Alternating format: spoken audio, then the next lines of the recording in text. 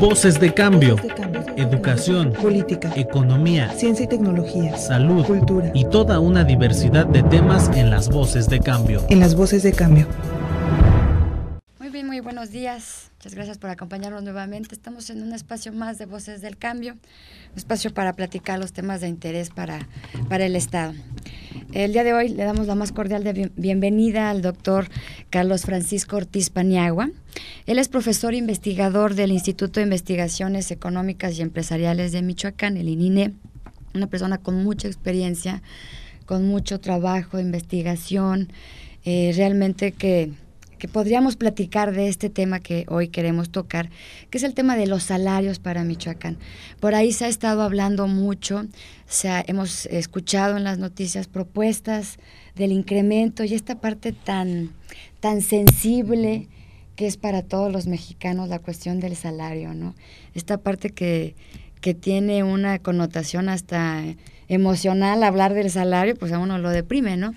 Entonces, justamente eso queremos hablar. ¿Qué está pasando con esto? ¿Cuáles serían las posibilidades de que realmente se pudiera hacer una propuesta desde el punto de vista, desde todos los puntos de vista, porque tiene muchas aristas, como bien decíamos hace ratito, pues el salario, ¿no?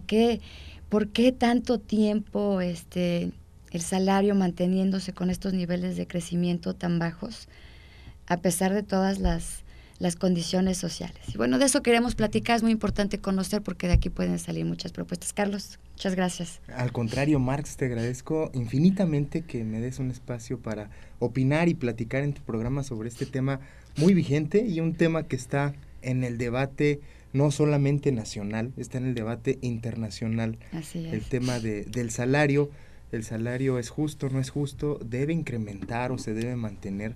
Esto genera una polémica por demás interesante, porque creo que estamos viviendo en este momento tiempos que nos invitan a reflexionar sobre estos temas, en el sentido de que parece que estamos viviendo tiempos muy vertiginosos de muchos cambios, y entre estos cambios, pues los cambios económicos no se hacen esperar, ¿no? Y al respecto del salario, creo que es uno de los elementos de discusión, es uno de los temas más polémicos desde el punto de vista económico, de qué pudiera generar, incluso desde el punto de vista teórico. Hay corrientes que pudieran argumentar en base a cómo se debe aumentar el salario o cómo no se debiera aumentar el salario y más bien se debiera contener el salario.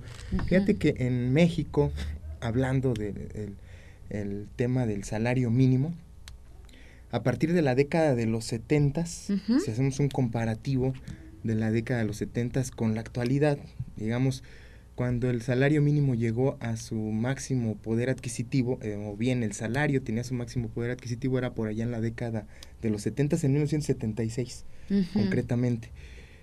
A partir de ahí ha venido perdiendo poder de compra, poder de adquisición, y a la fecha lo estimamos, por ahí estuvimos haciendo unos cálculos, en cerca de un 80% la pérdida del poder adquisitivo. Es decir, actualmente, con lo que ganan 5 personas en términos de salario, equivale a lo que una sola persona ganaba a finales de la década de los 70s. Cuando todavía alcanzaba para comprar. Así es. Lo básico para sobrevivir. Sí, esto explica muchas cosas, desde un principio, pues, que antes solamente trabajaba un miembro de la familia y resulta que alcanzaba para mantener una familia, incluso familias numerosas, y que ahora por más que trabajan 3, 4 miembros de la familia, argumentan que no les alcanza, ¿no? ¿Tiene que ver con esto? Sí, tiene que ver con esa pérdida del poder adquisitivo, pérdida del poder de compra. Y esto, en México se instaura una serie de políticas que le llaman las políticas de ajuste estructural, a partir de la década de los 80, y una de esas políticas consistía en mantener los salarios anclados, mantener los salarios a tope, que no crecieran los salarios mucho, porque esta lógica es muy intuitiva. Si crecen los salarios, crece la demanda agregada, solicitamos más cosas, demandamos más cosas, y la consecuencia de esto es que aumentan los precios, y si aumentan los precios, este aumento de la inflación pues haría que se perdiera más rápido el poder adquisitivo y con esto pues que se frenara el crecimiento económico y con ello la creación de empleos, ¿no? Esta lógica, digamos, intuitiva y esta lógica también experimental en determinado momento en México y en otros países del mundo, pues ha llevado a que se tomen medidas como estas, de mantener los salarios contenidos. Pero el tema ahora es el salario mínimo, ¿debe o no debe aumentar? Y resulta que en el caso de los Estados Unidos, ellos recién van saliendo de una crisis, y por ahí empieza la historia con los restaurantes de comida rápida que empiezan a hacer sus alianzas, a unirse, a hacer manifestaciones y marchas, sobre todo en el estado de Seattle, en donde ellos solicitan aumento del salario. Esto se convierte en una caja de resonancia que va a impactar a todo Estados Unidos y que muy hábilmente, muy inteligentemente, desde mi punto de vista, el presidente Barack Obama lo toma y dice: se deben aumentar los salarios.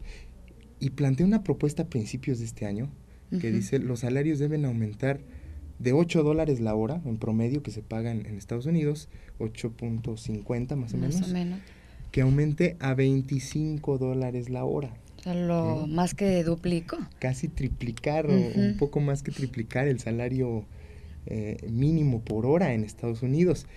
Esta propuesta causa, por supuesto, mucha polémica. Si bien no se ha seguido al pie, que suba hasta $25, la mayoría de los estados de los Estados Unidos han estado aumentando sus salarios de manera gradual, han estado haciendo las propuestas para que de aquí a algunos años se llegue a esa meta, haciendo todo un plan para que vayan aumentando año con año los salarios. Y esto también tiene otra razón de fondo, Marx, y esa razón de fondo yo la entiendo en la crisis que se detona en el 2008, la crisis internacional, esa crisis que empieza en Estados Unidos, que tiene su resonancia también internacional. Esa crisis, a final de cuentas, va a llevar a que en todo el planeta se dé una pérdida de poder adquisitivo de toda la clase trabajadora. Sucede eso en las crisis siempre. ¿Y cómo es que, por ejemplo, en Estados Unidos, en estos estados que ya están incrementando el salario, cómo es que están revirtiendo todos estos enfoques inflacionarios y todos estos efectos o repercusiones que podría tener? ¿Cómo es que ellos están revirtiendo y están buscando y haciendo ya un incremento en el salario? Cuando aquí en México, pues, el Banco de México, Agustín Carr, dicen que no se puede, que esto crearía toda una crisis económica. Entonces, es muy importante aprender cómo lo están haciendo los demás países, cómo es que ellos lo están revirtiendo. Fíjate, las condiciones son distintas. Vamos a analizar eso más a fondo. Estados Unidos tiene unas condiciones distintas a las de México, pero en las épocas de crisis se caracterizan porque para salir de la crisis se requiere acelerar el consumo. Y una manera de acelerar el consumo, como lo ha hecho Estados Unidos, como se pretende hacer en México, es por medio del crédito. Así es. Otra manera de acelerar el consumo es por medio de subsidios o política fiscal, bajando los impuestos. Otra manera de acelerar el consumo también es aumentando los salarios, ¿no? Y resulta que en esta propuesta, más o menos Estados Unidos estaría haciendo como una combinación de cosas, ¿no? Es decir, no lo están haciendo nada más al azar. Entonces, en México tendríamos que hacer un replanteamiento de muchas cosas, no solamente del tema de subir el salario. Son muchas cosas que están alrededor o en torno de este tema del salario que tienen implicaciones más allá. En términos teóricos, vamos a llamarlo así, muchos han oído este término, demanda efectiva. Cuando hay crisis es porque no hay capacidad de compra, no hay demanda efectiva para comprar lo que se está quedando en los anaqueles. Y si no, nada más hay que preguntarle a la industria automotriz cómo les fue el año pasado, hay que preguntarles cómo les está yendo este año y por tomar un ejemplo simple, se está quedando mucho en anaquel, se está quedando mucho en bodega, mucho más de lo que tenían proyectado, y esto tiene que ver a que no hay posibilidades de compra en el corto plazo. Ahora, esto por supuesto se puede acelerar con el crédito, sí, y la otra manera de acelerarlo es con los salarios, ¿no? Aumentando los salarios. Y aquí es donde en México tendríamos que empezarle a entrar con estudios más serios sobre si se debe o no se debe aumentar el salario. En México tenemos desde la década de los 80 manteniéndole topes y topes a los salarios. Así es. Tanto a los salarios mínimos como a los salarios contractuales, ¿no? Que si bien los salarios contractuales ganan un poquito más, pero los salarios, al mantenerlos a tope, en México se dice que deben ir indizados a la inflación y también a la productividad. Vamos a ver qué quiere decir esto. Primero, si aumenta la inflación este año en 5%, entonces el año que entra aumentará en 5% el salario mínimo. Así es, así debería de ser. Y veamos el rezago que ya traemos. Y es, ¿no?, todo lo contrario. Pero ya traemos un rezago porque este año perdió 5% el salario mínimo y apenas se le va a recuperar el siguiente año. ¿Qué quiere decir esto? Que el salario mínimo va corriendo detrás de la pérdida del poder adquisitivo. Entonces esto también es un freno para el salario, pero seguramente muchos empresarios nos están viendo y seguramente muchos empresarios dicen, es que si yo subo el salario a mis trabajadores, pues cierro la empresa.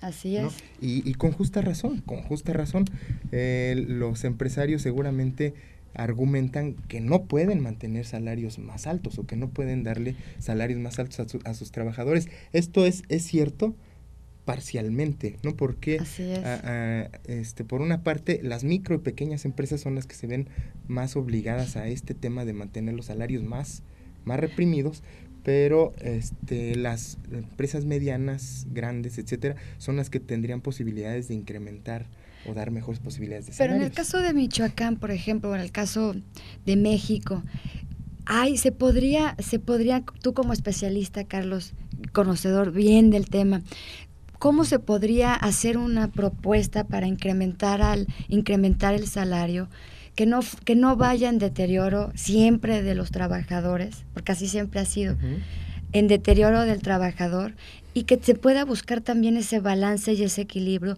entre los empleadores y el trabajador?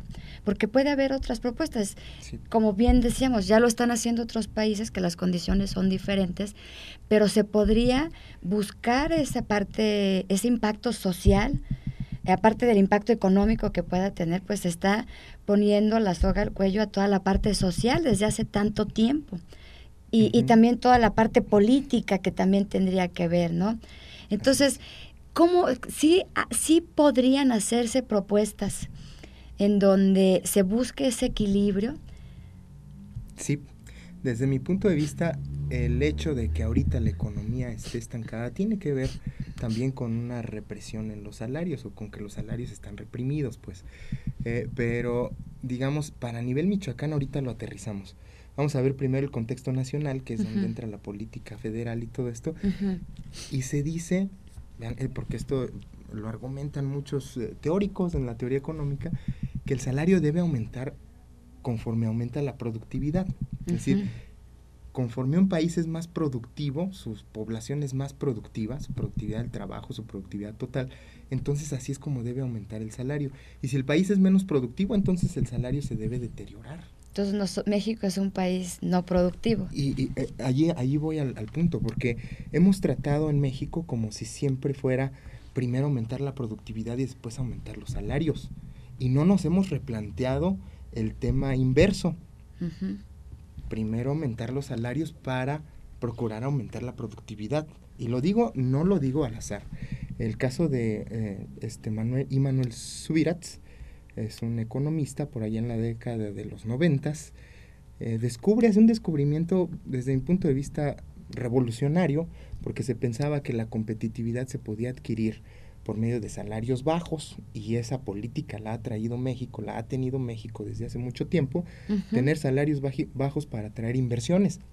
Y resulta que Subirats descubre que los salarios más altos es donde llegan más inversiones en el planeta, y son también los que tienen la mayor productividad. Así es, porque está estimulado, ¿no? Así es, y hace referencia al caso eso genera productividad. alemán, al caso holandés, al caso francés, al caso estadounidense, y lo contrasta con el caso de la India, el caso de Brasil, el caso de Marruecos, algunos países en vías de desarrollo, y por supuesto se ve esto que acabas de mencionar, ¿no? Uh-huh. Es probable que también influyan ahí los aspectos subjetivos con los que iniciaste la charla, es un tema inclusive emocional, que influyan en las personas para que tengan una mayor productividad. Así no lo es. Sabemos si en México puede suceder así, y digo, ¿por qué no lo sabemos? Porque no se ha hecho. No Pero se ha es hecho, una... en México va al revés, en México estamos esperando aumentar la productividad para aumentar los salarios, pero no hemos planteado el debate de manera inversa. No es que sea primero el huevo o la gallina, pero tenemos que empezar a buscar alternativas. Y es una gran premisa, ¿no? A mayor salario, mayor productividad, porque pues la gente está motivada. Trae capacidad para poder comprar sus satisfactores básicos. Es correcto. Y por lo tanto y son los ejemplos que bien daba, ¿no? Aquí, con ese salario, pues vas y haces lo que, las cosas mal hechas, esa mediocridad que hay en los empleados, entonces es una explicación entramos en un asunto de cultura laboral, y si platicamos ahora sí con los empresarios, seguimos platicando, seguramente ahí nos estarán diciendo y tendrán muchas experiencias al respecto en cuanto a que pagan poco, pero resulta que sus empleados se roban las cosas, que sus empleados de repente son poco éticos en su quehacer, que sus empleados hacen lo menos que pueden para ganar lo poco que les dan, es decir, hago como que trabajo porque hacen como que me pagan, y esta lógica también parece estar dentro de la cultura laboral que hemos estado adquiriendo desde hace muchos años, que no es nuevo el tema. Entonces debemos empezar a innovar, debemos empezar a intentar nuevas formas de hacer las cosas, y en estas nuevas formas Mancera en el Distrito Federal está haciendo la propuesta de que aumente el salario mínimo 80 pesos, a 80, pero bueno, de 67 a 83, 84 pesos. Desde mi punto de vista tiene que ver con una coyuntura política. Mancera quiere aprovechar el debate que se está suscitando a nivel internacional, aunado a que México es uno de los países con más bajos salarios mínimos en el mundo. Es el más bajo salario mínimo de América Latina. Es el más bajo pero también salario. Hay que aclarar. Estamos por abajo de Perú. Inclusive por abajo de Haití. Estamos por abajo de Haití y de Perú. Nuestro salario. Es correcto. Entonces, ahora sí me voy a deprimir todavía más. Pero el salario mínimo, lo que hay que hacer de aclaración, y que seguramente muchos empresarios le están pensando en este momento, es que el salario mínimo en México ahí está, pero no es el que se paga. Nadie en este país paga el salario mínimo, todos pagan un poquito arriba del salario mínimo, por las implicaciones que trae, las implicaciones que son de índole de contratación de seguro social, prestaciones. Todas las demás prestaciones. Así es. Entonces nadie gana el salario mínimo en México, ¿sí?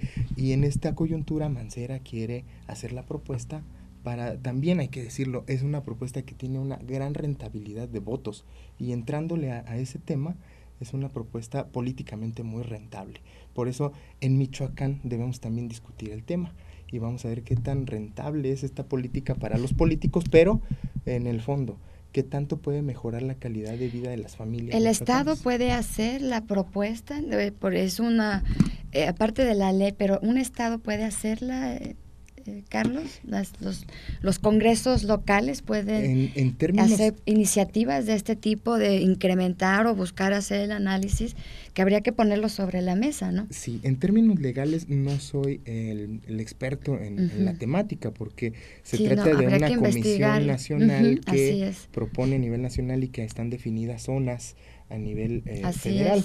Pero también podemos, sin tratar de meternos en cosas complicadas, podemos dejar el salario mínimo, pero establecer un salario básico.